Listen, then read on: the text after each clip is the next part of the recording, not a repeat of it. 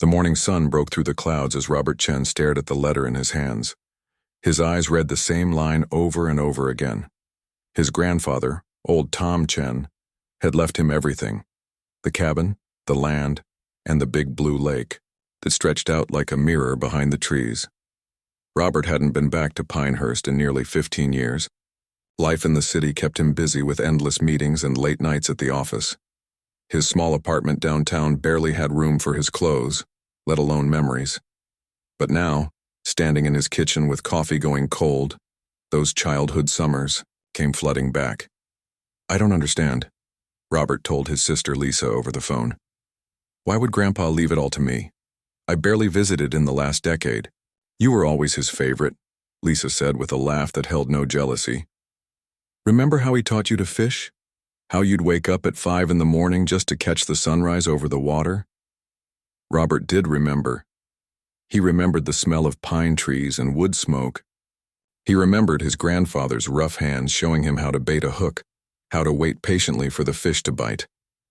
"The lake teaches you patience," his grandfather used to say. "City folk forget how to wait for good things." 3 days later, Robert found himself driving down the winding road that led to his grandfather's, his property now. His car bumped along the dirt path as trees formed a green tunnel overhead. When the trees parted, Robert caught his breath. The lake was even more beautiful than he remembered, a vast stretch of clear blue water surrounded by tall pines and flowering bushes. The cabin looked smaller than in his memories. The wood had weathered to a soft gray, and the porch steps creaked under his weight. Inside, everything remained exactly as his grandfather had left it: fishing rods in the corner, old books on shelves, the handmade quilt on the bed. A thin layer of dust covered everything, but otherwise time seemed to have stood still. Mr. Jenkins, his grandfather's attorney, arrived an hour later with a stack of papers and a solemn face.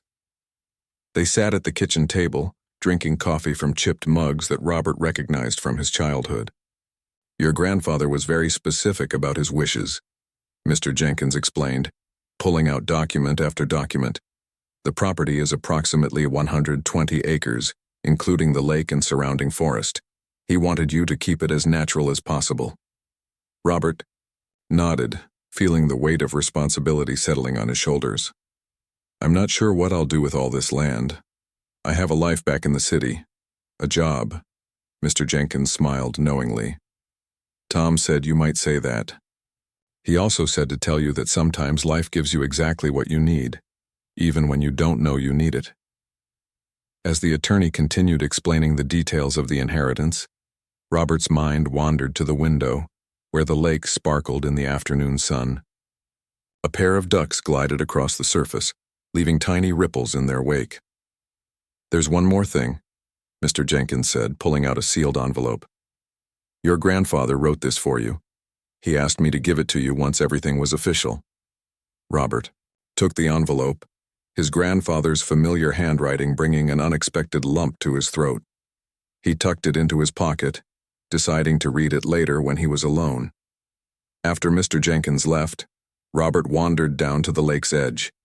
He rolled up his pants and waded into the cool water, feeling the soft mud between his toes just like when he was 10 years old. Fish darted away from his shadow, quick silver flashes beneath the surface. That evening, sitting on the porch with the sounds of frogs and crickets filling the air, Robert opened his grandfather's letter. "Dear Bobby," it began, using the childhood nickname that only his grandfather had used. "If you're reading this, I've gone to join your grandmother under the big sky. Don't be sad for me. I've lived a good, long life in a place I love. This land has been in our family for 4 generations. My grandfather bought it when there was nothing but wilderness for miles. He built the first cabin with his own hands and found the freshwater spring that feeds the lake. It's one of the purest water sources in the state, clean enough to drink right from the lake if you're brave enough. I'm leaving everything to you because I see myself in you. You might think you belong in the city now, but your roots are here. This land isn't just dirt and trees, it's our family's heart. Take care of the lake, Bobby. It's more important than you know. There's a folder in my desk with all the paperwork about the water rights.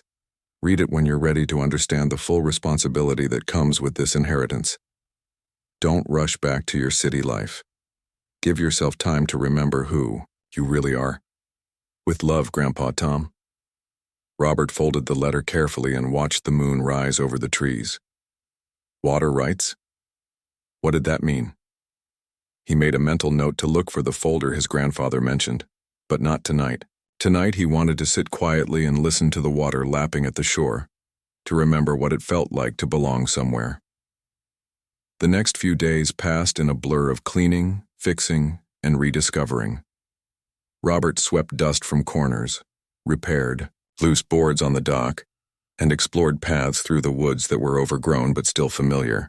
Each evening he sat by the lake and watched the sun set, feeling some tight knot inside him slowly beginning to unravel. He met a few neighbors, mostly older folks who remembered him as a boy and shared stories about his grandfather. They spoke of Tom Chen with respect and fondness, telling how he had protected the lake from developers and kept the land wild when others had sold to construction companies.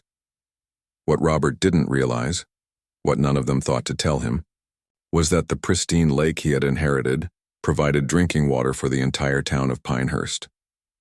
The folder with the water rights documentation sat untouched in his grandfather's desk drawer as Robert focused on fixing up the cabin and reconnecting with the land. In town, at the Oak Ridge Estates development, the Homeowners Association was meeting to discuss the lake problem. New houses with perfect lawns and swimming pools had sprung up over the years, filled with people who wanted everything to look clean and perfect. To them, the natural lake with its occasional algae and water plants was an eyesore that needed fixing. But Robert knew nothing of this yet. Each night he fell asleep to the gentle sounds of the lake, unaware that soon his peaceful inheritance would become the center of a storm that would change not just his life, but the entire town of Pinehurst. 2 weeks into living at the lake, Robert was starting to fall into a comfortable routine. Each morning he'd wake with the sun, make coffee, and sit on the dock with his feet dangling in the cool water. The city seemed a distant memory now, the meetings, the deadlines, the constant noise all fading away like a bad dream. On this particular morning, Robert noticed something different about the lake. Along the far shore, where the water met the land, patches of green algae floated on the surface. It wasn't unusual. His grandfather had explained years ago that algae was a natural part of the lake's ecosystem, especially in the warmer months. The fish ate it, the birds ate the fish, and everything stayed in balance. Robert was considering taking the old rowboat out when his phone rang. It was Dan Walker, his nearest neighbor, whose small house sat about half a mile down the shore. "Morning, Robert.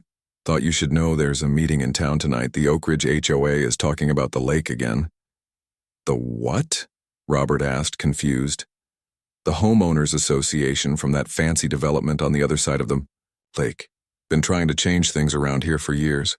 Your grandfather always kept them in line, but now—" Dan's voice trailed off. "Might be good for you to show up, that's all.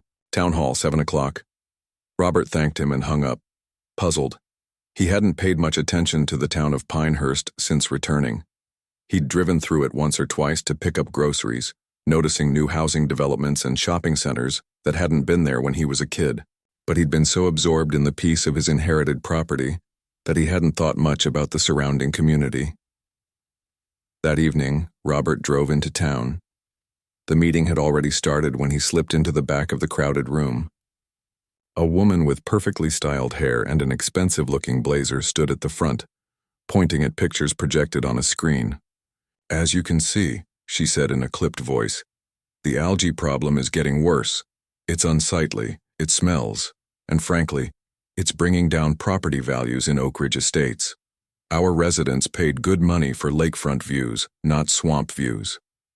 Murmurs of agreement came from one side of the room, where people in similar business attire sat together. On the other side, older residents in casual clothes looked less convinced. "That's Nancy Wilson," whispered a gray-haired woman who had scooted over to make room for Robert. "President of the Oak Ridge HOA, thinks she runs the whole town now." Nancy clicked to the next slide, showing before and after pictures of another lake somewhere. This is what Boulder Lake looked like before, and after treatment with Aqua Clear, the results speak for themselves. Crystal clear water, no unsightly plants, perfect for recreation. That lake is practically dead now, called out an older man from the back. No fish, no birds, just pretty water for people to look at from their decks. Nancy's smile tightened. We're not talking about destroying the ecosystem, Mr. Harris. We're talking about improving it. Our environmental consultant says this treatment is perfectly safe. Robert listened as the debate continued. It seemed the Oak Ridge HOA wanted to treat the lake with chemicals to eliminate the algae and underwater plants that they considered eyesores. They had already secured preliminary approval from the town council and planned to begin treatments the following week. When the meeting opened for public comments, Robert raised his hand. Walking to the microphone felt strange. He hadn't planned to speak, but something about the dismissive way Nancy talked about his grandfather's beloved lake bothered him deeply. My name is Robert Chen, he began, his voice quiet but clear. I recently inherited the property on the North Shore from my grandfather, Tom Chen. Nancy's eyes narrowed slightly. Ah, Mr. Chen. We've been trying to reach the new owner. You should know that your property will benefit greatly from our lake improvement initiative. Robert shook his head. I'm not sure I agree. The lake has been healthy for generations without chemical treatments. My grandfather believed in preserving its natural state. With all due respect, Nancy replied, not sounding respectful at all. Your grandfather's rustic approach to lake management is precisely what's led to the current problem. Times change, Mr. Chen. Pinehurst is growing. The days of letting nature run wild are behind us. A man in an expensive suit stood up from the front row. I've invested over $1 million in my Oak Ridge property. I didn't pay for lakefront views to look at green scum and weeds. Several people applauded. Robert felt suddenly outnumbered. I'd like to know more about these chemicals before anything is put into the water. What are the long-term effects? Has there been an environmental impact study? Nancy's smile didn't reach her eyes. Everything has been approved by the relevant authorities, Mr. Chen. The paperwork is all in order. If you'd like to review it, you're welcome to make an appointment with my office. Before Robert could respond, the town mayor, a nervous-looking man with a wispy mustache, stepped in. Thank you for your input, Mr. Chen. We'll take your concerns under advisement. The treatment is scheduled for next Tuesday, weather permitting. And, just like that, the meeting moved on to other topics. Robert sat down, feeling like he'd missed something important.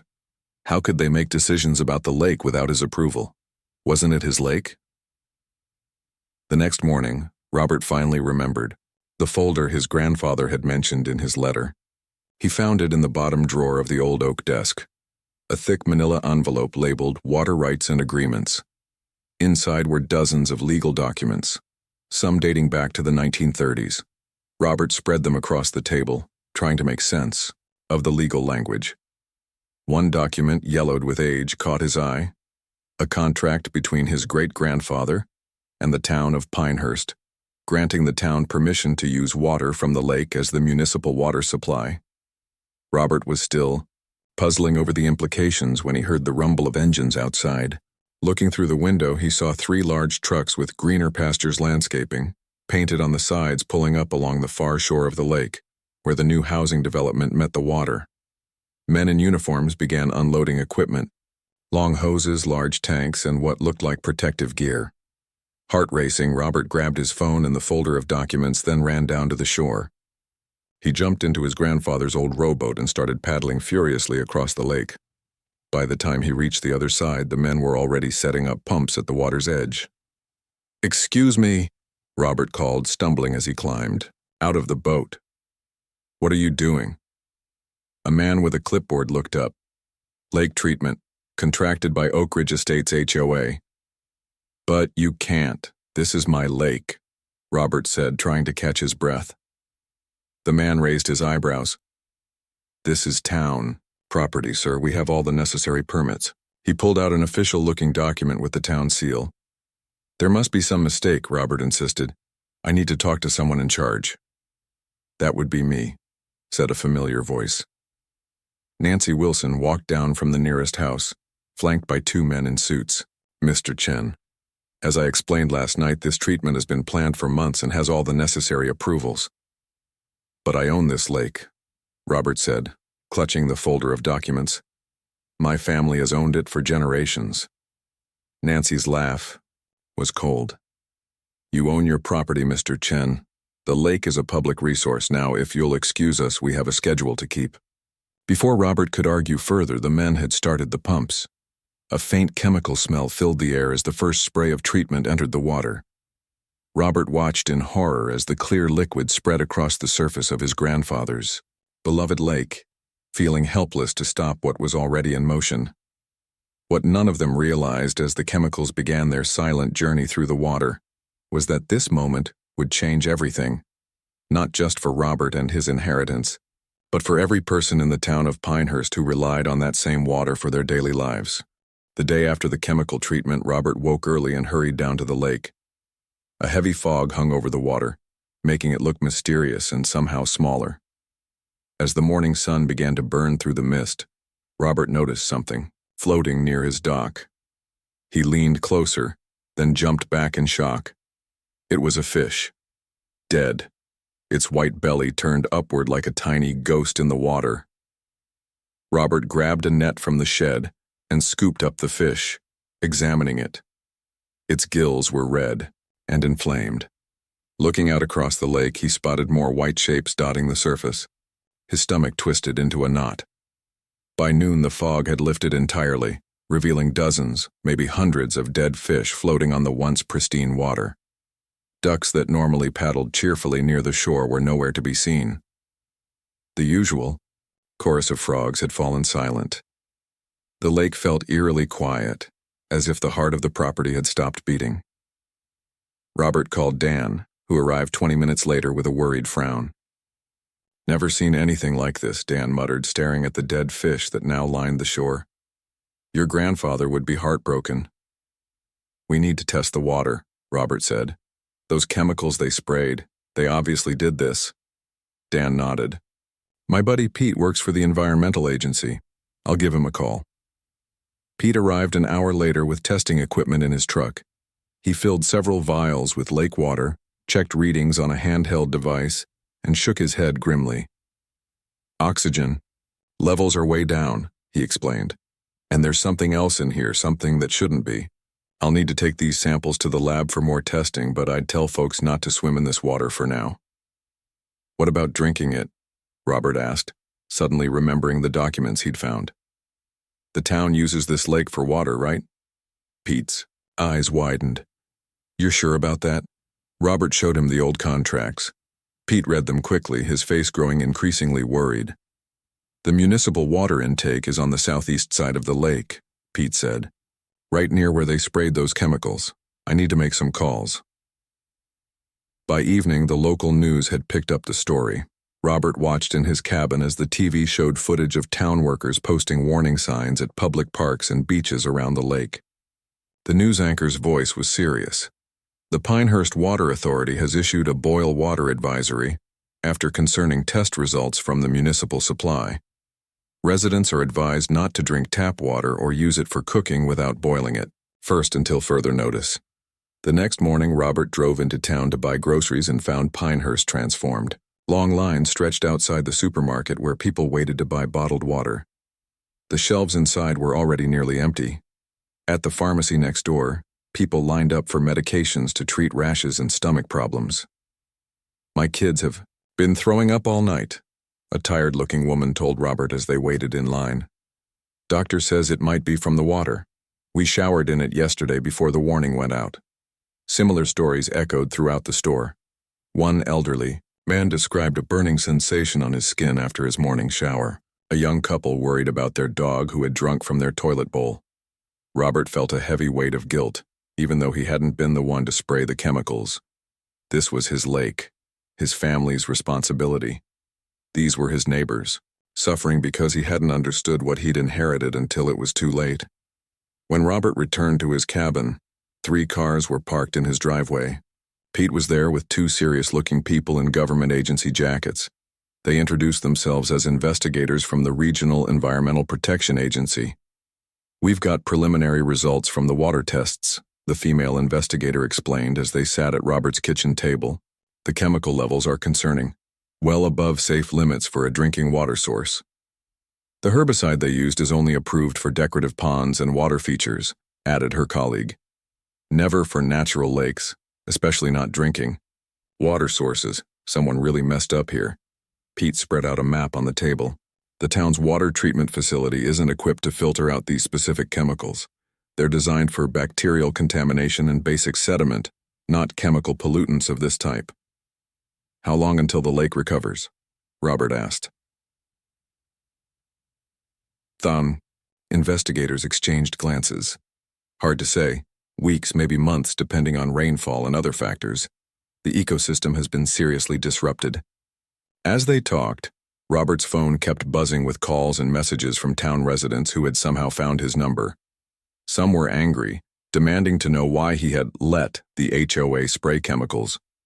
Others were simply worried and looking for information. By late afternoon, the town mayor called an emergency meeting at the high school gymnasium, the only space large enough to hold all the concerned residents. Robert sat in the back watching as the room filled with hundreds of worried faces. The mayor, looking pale and sweaty under the bright lights, addressed the crowd. As you know, we're facing a water crisis. The EPA has confirmed that chemicals recently used to treat Lake Chen have contaminated our municipal water supply. A murmur ran through the crowd.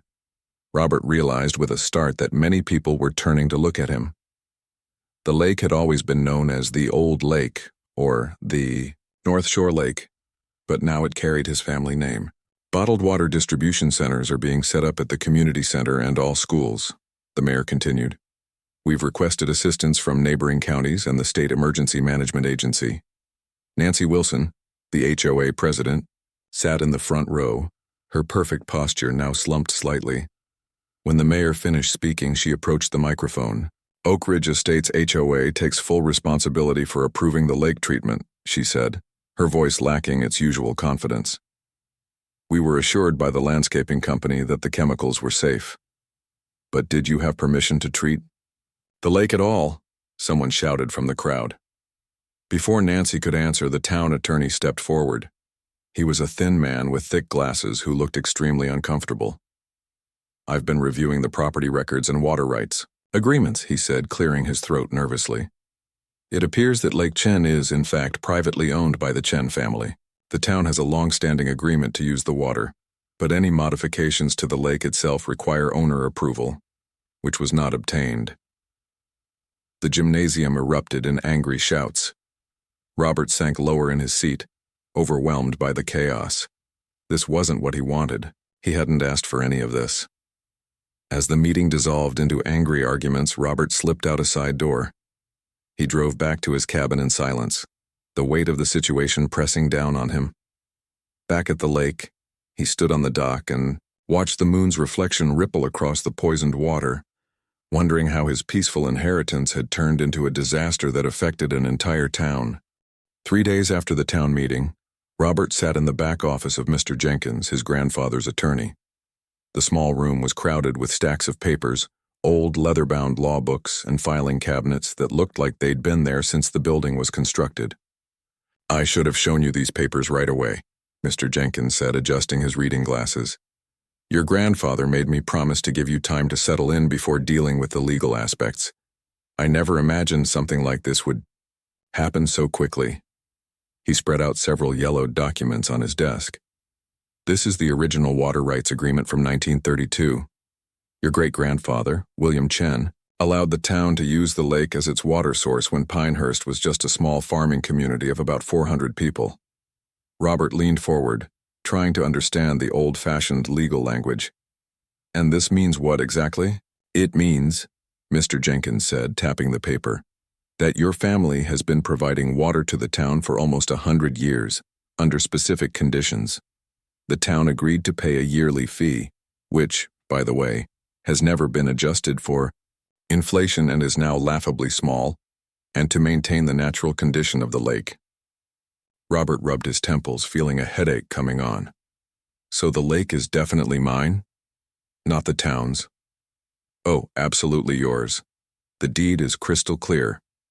The water rights agreement just allows the town to draw from it for municipal use, provided they follow your family's conditions. Mr. Jenkins shuffled through more papers. According to these agreements, the town is required to maintain proper filtration systems capable of supplying safe drinking water and cannot make any changes to the lake without the owner's express written permission, which they never got, Robert said quietly. No, they did not. The attorney's voice was firm. What's more, the HOA had absolutely no authority to approve chemical treatments. None whatsoever. As Robert tried to process this information, there was a knock at the office door. Mr. Jenkins's secretary poked her head in. "The mayor and town council are here for the 2 o'clock meeting," she said. Robert glanced at his watch, surprised that an hour had already passed. Mr. Jenkins gathered the documents and led Robert to the conference room, where 6 people sat around a large table. Mayor Thompson looked even more nervous than he had at the town meeting. Nancy Wilson sat at the far end, her face carefully blank. The others were town council members Robert didn't recognize. "Mr. Chen," the mayor began, "thank you for agreeing to this meeting. We're in a difficult situation, as you know." "The whole town is in crisis," added a council member with gray hair. "The hospital has treated over 200 people for symptoms related to the contaminated water.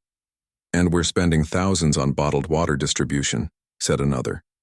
Robert felt all eyes on him. "I'm not sure what you expect me to do," he said honestly. "I didn't ask for any of this. I just inherited a lake that I thought was, well, just a lake." Mr. Jenkins cleared his throat. "Before we go further, let me make something clear. My client bears no legal responsibility for the current crisis. The chemical treatment was authorized without his knowledge or consent, in direct violation of the water rights agreement." Nancy Wilson shifted uncomfortably in her seat. "The HOA was under the impression that the lake was public property. The landscaping company assured us."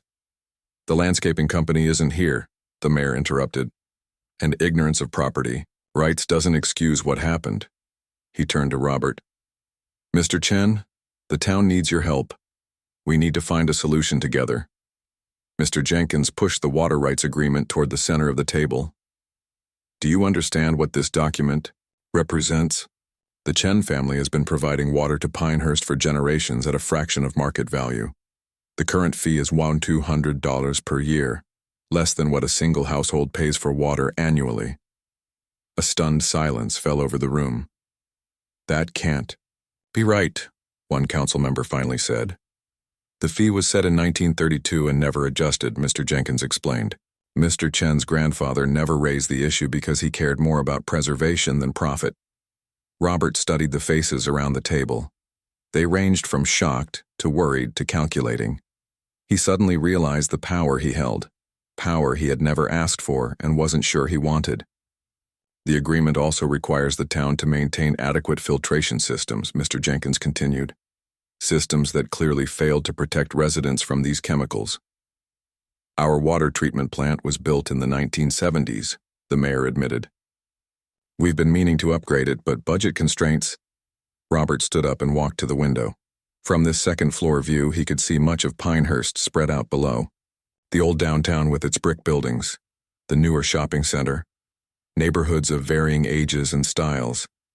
All these people, thousands of them, relied on his lake for their daily water needs. "I could sue, couldn't I?" Robert asked quietly, still looking out the window. "Yes," Mr. Jenkins answered. "You'd have a very strong case for damages to your property, and the town residents affected by the contamination could sue both the HOA and potentially the town for negligence." Nancy Wilson paled visibly. The mayor looked like he might be sick. "But that's not what I want," Robert continued, turning back to the table. "My grandfather loved that lake. He loved this town too, even as it changed over the years.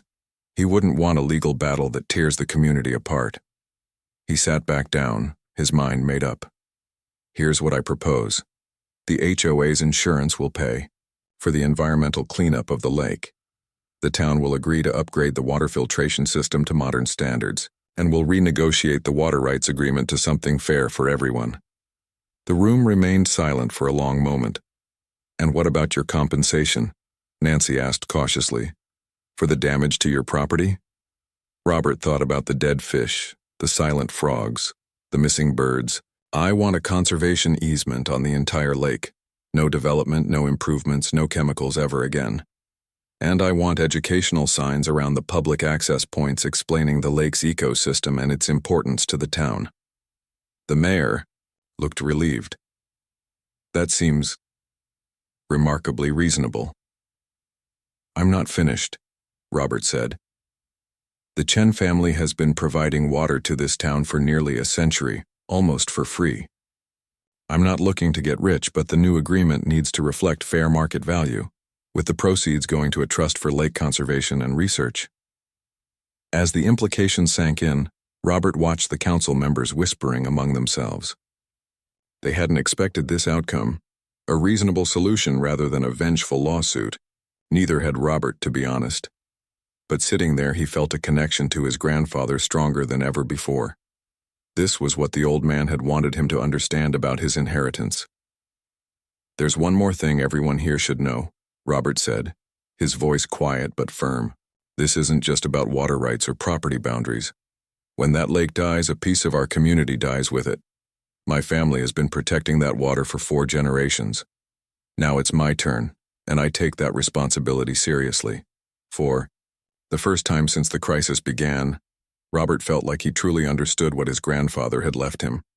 Not just land and water, but a legacy of stewardship that connected him to this place more deeply than he ever could have imagined. 18 months after the chemical disaster, Robert stood on his dock, watching a group of elementary school children gathered by the lake's edge. Their teacher, Mrs. Patel, pointed to different plants along the shoreline while the kids scribbled notes in their workbooks. Those cattails filter the water naturally, Robert heard her explain. They're like the lake's kidneys cleaning out things that don't belong. Robert smiled. The outdoor classroom program had been his idea, part of the settlement agreement with the HOA and the town. Now, twice a week, local schools brought students to learn about the lake's ecosystem and the importance of clean water. The lake was healing, slowly but surely. The cleanup had been expensive and difficult, requiring specialized equipment and environmental experts from the state university. For months, the water had been off-limits completely. The town had relied on water trucks and emergency connections to neighboring communities' water supplies. But nature had proven remarkably resilient. After the toxic chemicals were removed, native plants were reintroduced. Fish populations were carefully monitored and supplemented. Gradually, the birds and frogs returned, their songs once again filling the morning air. "Mr. Chen," called Mrs. Patel, waving him over. "Would you tell the children about the turtle nests?" Robert walked over to the group of curious faces. "We found 3 snapping turtle nests last week," he told them, kneeling down to their level. "They're hidden in the sand, just up the shore. In about a month, dozens of baby turtles will hatch and make their way to the water." A little boy with glasses raised his hand. "My grandpa says you saved our town's water." Robert felt his face grow warm. "That's not exactly right. The lake saved itself, with a lot of help from scientists and volunteers. I just made sure it had the chance to heal." After the school group left, Robert walked along the shore to check on the new wetland plants that had been installed the previous week. The Conservation Trust, funded by the renegotiated water agreement and the HOA's insurance settlement, paid for ongoing restoration efforts. With proper management, experts believed the lake would eventually become even healthier than before. Robert's phone buzzed in his pocket. It was a text from Amy, the environmental scientist who had led the lake restoration project. Over endless water samples and planning meetings, their professional relationship had developed into something more personal. "Meeting starting soon. You coming?" the message read. 20 minutes later, Robert walked into the newly built Lake Chen Conservation Center at the edge of his property. The modern building, with its large windows overlooking the water, served as headquarters for the Conservation Trust and a research center for water quality monitoring. Inside, about 30 people had gathered for the monthly town water committee meeting. Robert spotted familiar faces: Mayor Thompson, several town council members, scientists from the university, and even Nancy Wilson. After resigning as HOA president, she had surprised everyone by volunteering for the Conservation Trust, apparently genuinely remorseful about her role in the disaster. "Sorry I'm late," Robert said, sliding into a seat next to Amy. "School group today." Amy smiled. "How are the kids?" "Curious. Excited about the turtles." Mayor Thompson called the meeting to order. First agenda item, the filtration plant upgrade. I'm happy to report that construction is ahead of schedule. The new facility will be fully operational by November. The town's water engineer displayed slides showing the nearly completed treatment plant. The new system will use advanced membrane filtration, capable of removing even microscopic contaminants. Water quality will exceed all federal standards by a significant margin. Robert felt a sense of satisfaction. The new treatment plant had been expensive, partly funded by increased water rates, partly by state grants, and partly by the Conservation Trust.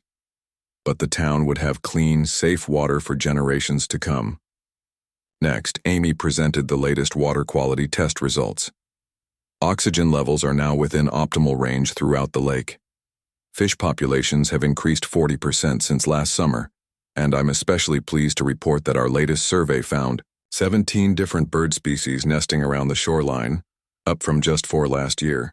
The meeting continued with updates on various projects: the hiking trail being constructed around part of the lake, the new educational signs, the citizen science program that trained volunteers to collect water samples.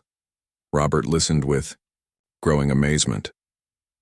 None of this existed 2 years ago when he first inherited the property. After the meeting, Robert and Amy walked along the new boardwalk that extended over a section of restored wetland. The setting sun turned the lake's surface to gold. "Sometimes I still can't believe how everything turned out," Robert said. "When I first saw those chemicals going into the water, I thought the lake was ruined forever." Amy leaned against the railing. "Nature is incredibly resilient if we give it a chance. That's what your grandfather understood." Robert nodded. He knew the lake was valuable in ways that had nothing to do with money or property rights. "I wish he could see all this." "I think he'd be proud," Amy said. "You protected his legacy, but you also created something new. This isn't just your grandfather's lake anymore, it's yours too." Back at his cabin that evening, Robert found himself looking through old photos of his grandfather. There was one of the old man standing on the very same dock where Robert had watched the school children today, fishing rod in hand, smile on his weathered face. Robert remembered the anger he had felt after the chemical disaster, the temptation to punish those responsible, to file lawsuits, to demand compensation. But something had held him back. Perhaps it was his grandfather's voice in his head, reminding him that vengeance never healed anything. Instead, the crisis had become an opportunity. The town now understood the value of the lake in a way they never had before. Property owners who once viewed it as merely scenery now recognized it as a living system that provided their most basic need: clean water. Children who might have grown up taking that water for granted now learned about its source and the complex ecosystem that sustained it. Robert's phone rang, interrupting his thoughts. It was Dan, his neighbor. "You might want to come out and see this," Dan said. "Bring your camera." Curious, Robert walked down to the shore. Dan was waiting in his small fishing boat. "Hop in," he said. "Won't take long." They motored quietly to the middle of the lake where Dan cut the engine. The water was perfectly still, reflecting the first stars appearing in the darkening sky. "There," Dan whispered, pointing. At first, Robert didn't see anything. Then a sleek head broke the surface, a river otter, its whiskers glistening in the fading light. Then another. A whole family of otters swam playfully through the water, diving and surfacing in a graceful water dance. "They haven't been seen on this lake in over 30 years, Dan said softly. "Your grandfather used to tell stories about watching them when he was a boy." Robert felt a lump in his throat. The otters represented something beyond mere environmental recovery. They were a connection to the past, a living link to his grandfather's childhood. As darkness fell completely and the otters disappeared into the shadows, Robert and Dan headed back to shore. The lights from houses around the lake twinkled like earthbound stars, reflecting on the water that connected them all. Robert felt a deep sense of peace. His inheritance had turned out to be far more valuable and demanded far more responsibility than he could have ever imagined. But now, watching the healed lake shimmering in the moonlight, he wouldn't have it any other way.